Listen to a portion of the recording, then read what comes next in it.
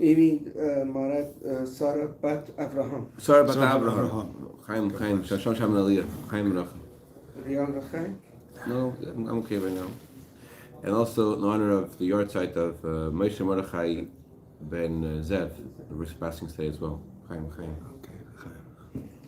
We were learning yesterday how the month of Nisan is called the month of Rosh Hashanah. The Rosh Chodesh Nisan is called Rosh Hashanah.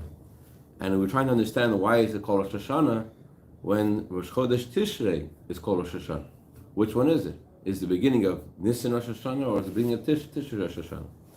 So we learned that the Akedah says there are two ways to recognize the greatness of Hashem. There's the way to recognize the greatness of Hashem through nature, through seeing consistently how Hashem is constantly operating in natural order and bringing the seasons upon the world consistently without any change. That shows the infinity of Hashem. That expresses the truth of the pasuk, I Hashem have not changed. You see something of Hashem's infinity in nature. And through miracles, you see something even more. A miracle expresses the greatness of Hashem in a higher way. The godly energy in nature, we said, comes from a lower, more external level, and the godly energy in a miracle comes from a higher level. It comes from a level which is beyond change. In nature, you see Hashem is not changing. However, the very fact you have to say that He doesn't change shows that we're still talking about something which could change. And therefore you have to say, oh, you might think He changes, I'll tell you He doesn't. The fact that you have to say that He doesn't change, that shows that it's still in the realm of change. It's like the Alter Rebbe writes in Tanya, you wouldn't say about an idea, about a concept, an intellectual idea, you wouldn't say I can't touch it. Because the sense of touch and ideas are two different realms completely. So to say that Hashem hasn't changed, yes, it shows Hashem's infinity, true. On the other hand, that also shows we're not talking about Hashem Himself, we're talking about the way Hashem is in Hashem's light is in a realm which could change. And even in that realm, we're saying even this lower, more external light of Hashem, that doesn't change either. It's like the pasuk says, your years never end. So the Rashba says, that means we're talking about a realm of time. And we're talking about years, Hashem's years, so to speak. And we're saying in time, His years don't end. We're still talking about the realm of time. But then there is a level beyond time completely, like Shabbos. Shabbos is completely beyond time. And because Shabbos is beyond time, every Sunday we say today's the first day. Never happened. Today is day number one. Why is day number one? Because Shabbos lifts us above time. And so too, Rosh Chodesh is like Shabbos, is similar to this. So, the month of Nisan, the Rosh Chodesh Nisan, is the source for Hashem's miraculous conduct of the world. Rosh Chodesh Tishrei is a source of Hashem's natural conduct in the world. The Rosh means the head. What is the source of the energy of nature, the realm of time, if you will? That's from the beginning of Tishrei. What's the source of what is supernatural, what's beyond the world? That's from Rosh Chodesh Nisan. So that's what the Gemara says, Medrash says, once Hashem decided to have a world, He put Rosh Chodesh in the world. He put years in the world. Once He chose Yaakov and his children, then Hashem gave them Rosh Chodesh Nisan. Why Rosh Chodesh Nisan? Why is Rosh Chodesh Nisan associated with the Jewish people? Because the Jewish people, they cause a deep satisfaction to Hashem. They are the ones who Hashem desires. Hashem desires their mitzvahs. Hashem has pleasure from their mitzvahs. So there is a normal promise that Hashem gave to Noach, the normal order of the world, that the seasons will not change, that there will always be day and night, and will always be the seasons. That's regular. But to bring down the higher level of godliness, the miraculous, that which is beyond time, that's affected by the Jewish people who satisfy Hashem's deepest pleasure. Because of their mitzvahs, because of their Torah, they are able to bring to the world Rosh Chodesh Nisan. They're able to bring to the world a new kind of godly energy, which is beyond creation completely. A Nisan kind of energy. Yeah? So once Hashem chose Yaakov and his children, what's new? What's new is that there is what's new is that Hashem gives us something which is beyond creation. The Gemara uses these words. The Gemara says Hashem and Moshe Rabbeinu had a conversation, so to speak, and Moshe was told by Hashem, "You should have helped me." How can Moshe help Hashem? What does it even mean? What that means is that Moshe Rabbeinu and the Jewish people, through Torah mitzvahs, they're able to cause a unique pleasure to Hashem, and through this, they're able to draw down to the world a deeper and higher level of godliness, which is what we're calling the Nisan kind of energy, the miraculous, infinite energy. So now we could explain the relationship between the miraculous behavior in the world and the general idea of Rosh Chodesh. The Torah doesn't just say that Nisan should be called the head of the year. It said it should be called the head of the months of the year. So there's something which Rosh Chodesh Tishrei, the beginning of Rosh Hashanah, is associated more with the year, and the beginning of Nisan is associated more with the months of the year.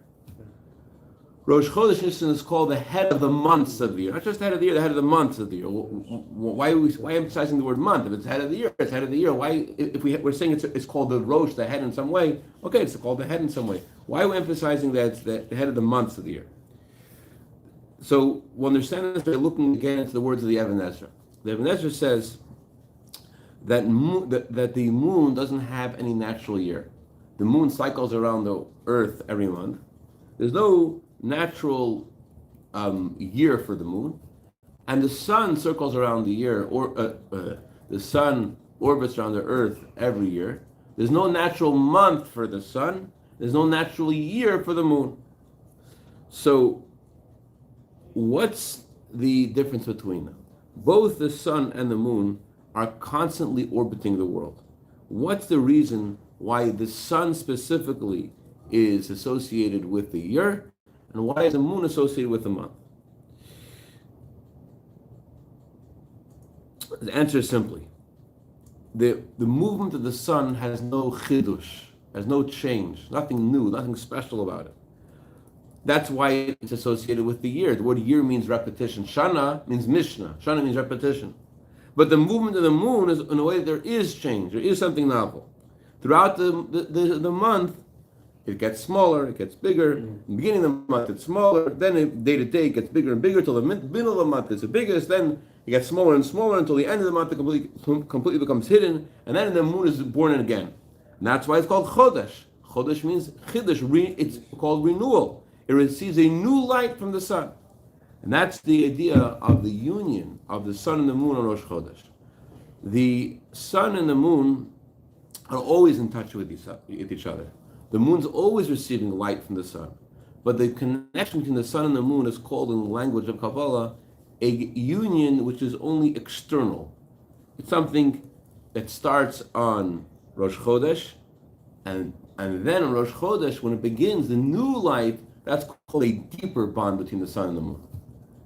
The Hashem says about the deeper bond of the sun and the moon, Hashem says, I will only enter my Yerushalayim in heaven. Hashem has a Yerushalayim in heaven. And Hashem says, and Hashem has Yerushalayim in this world.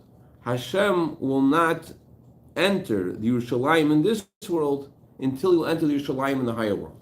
So there first has to be a deeper union that takes place over there in Shamayim between the sun and the moon. We'll see what that means spiritually, and that is what causes different kind of energy in the world on Rosh Chodesh. So the difference between nature and a miracle is, nature is something which gets its energy from the union of the spheres, an external union of the spheres. The Chachma and Bina, the external part of Chachma, the lowest part of Chachma, goes into the external part of Bina.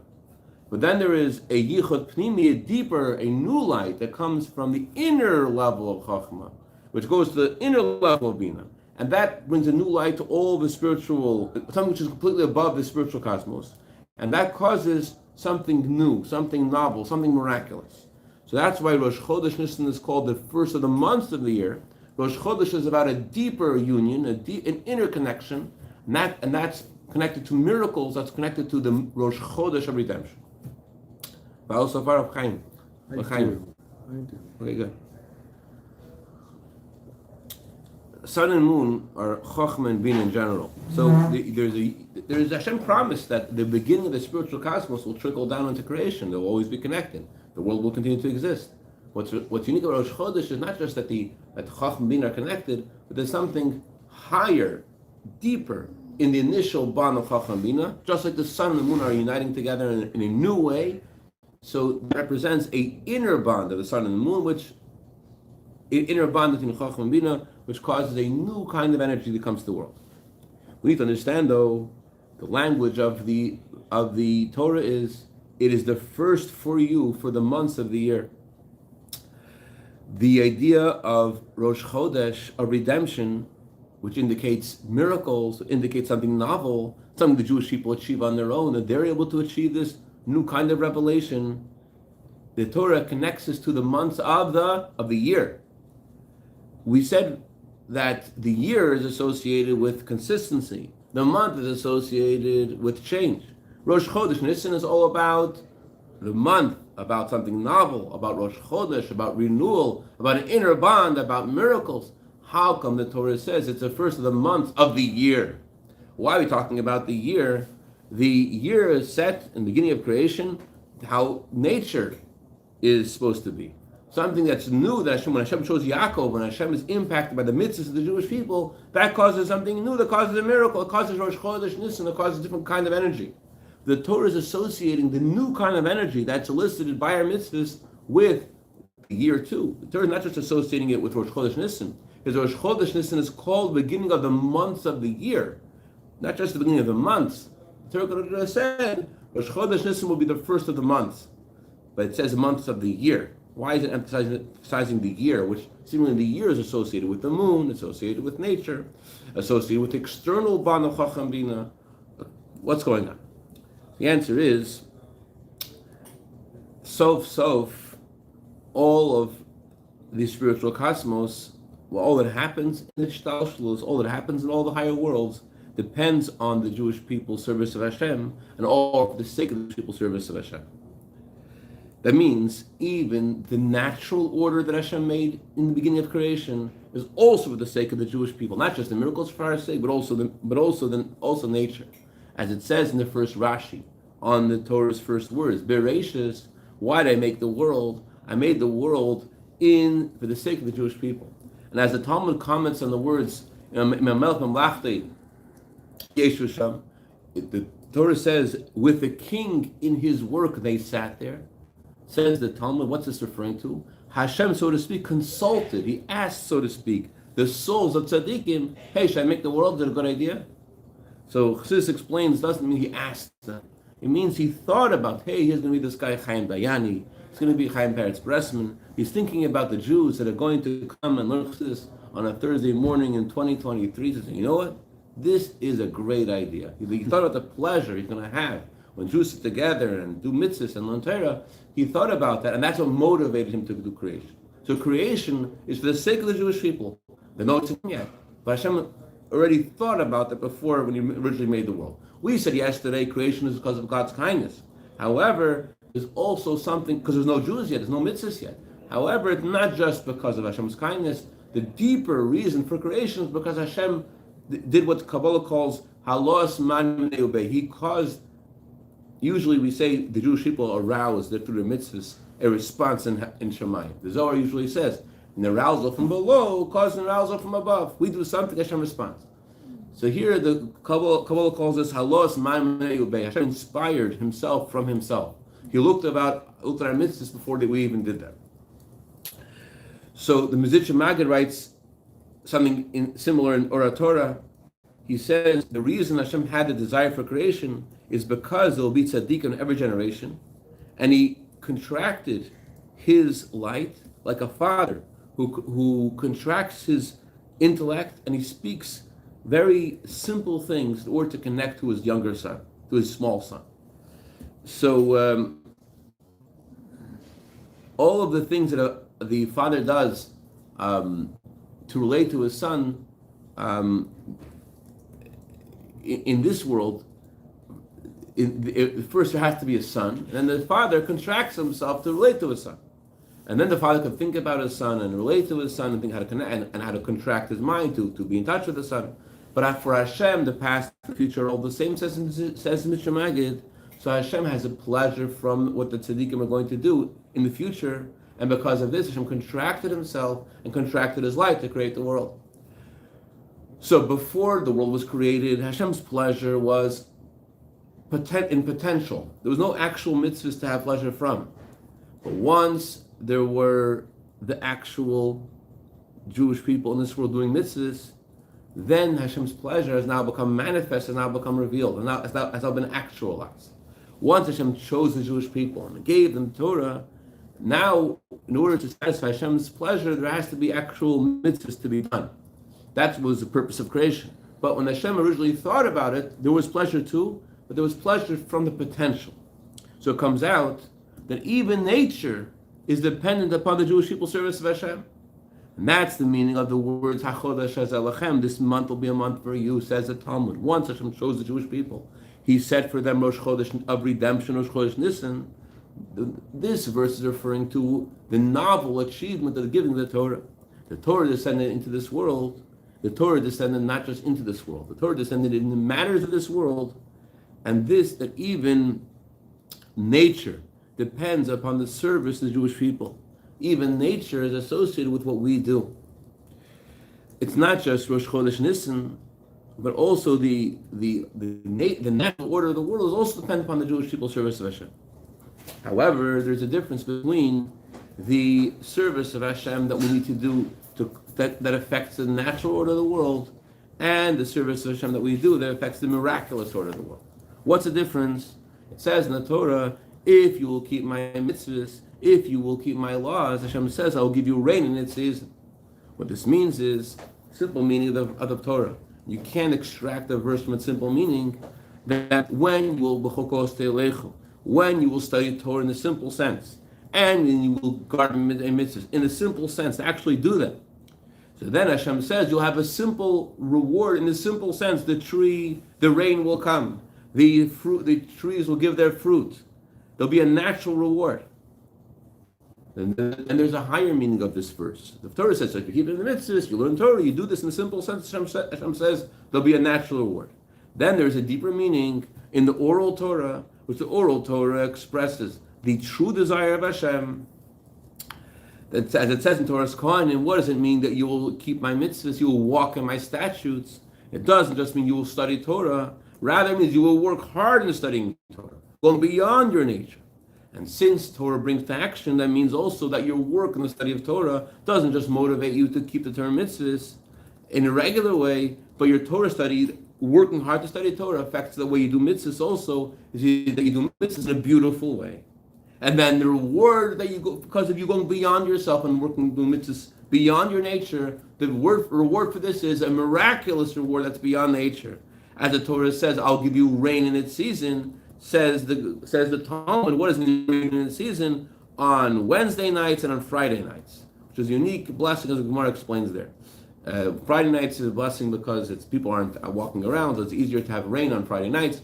I don't remember why Wednesday nights is a special blessing. Anyways, but and then the Torah says, and the trees of the field will give off their fruit. The trees refer to the trees that are not giving off fruit today. When Mashiach will come, all trees, even trees that don't give fruit today, will give fruit. So the simple meaning of the verse is, you keep mitzvahs, you learn Torah, Hashem will give you rain, Hashem will give you fruit from your trees. The deeper meaning is, if you will work hard, as the oral Torah says, the true desire of Hashem, if you will work hard in the study of Torah, and you work hard in your mitzvahs, doing the mitzvahs beautifully, then you're acting beyond your nature. Hashem says, I will act beyond my nature. You go beyond your nature, Hashem says, I'm going to give you beyond your nature. I'm going to give you beyond nature of the world. And that's the meaning of the verses. This month will be a month for you, ahead of all the months of the year. This month will be for you, ahead of all months. It's the first of the month of the year. The general idea of Rosh Chodesh, is associated with the Jewish people. that Hashem chose the Jewish people and they serve Hashem with their own power, that causes a response from Hashem. But there are two kinds of responses of Hashem, depend upon two ways of serving Hashem. There is the idea of serving Hashem in a miraculous way. That's associated with the Rosh Chodesh Nisan, the Rosh Chodesh of redemption. And then there is a natural order. There's the months of the year, which the year is associated with nature, and the months of the year means that even the natural order of creation also depends on the Jewish people. HaChodesh hazeh lachem, that even the natural order also depends on our mitzvahs.